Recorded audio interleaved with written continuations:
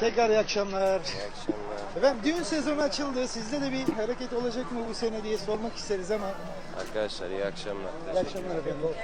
İyi akşamlar.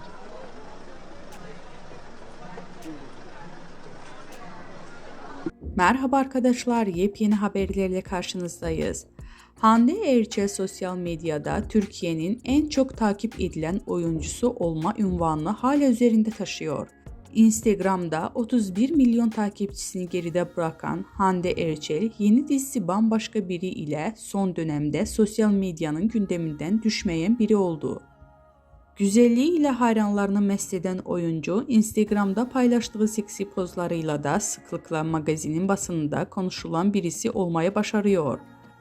Aşk yaşadığı Hakan Sabancı ile sürekli gazeteler sayfalarını süsleyen ünlü oyuncu, ayrıca internet basınında da yoğun şekilde haberleri yapılan isimlerin başında geliyor.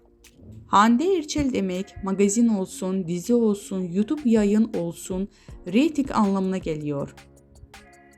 Erçel ile ilgili yapılan her haber hayranlarına çok yoğun bir şekilde ilgi gösteriyor.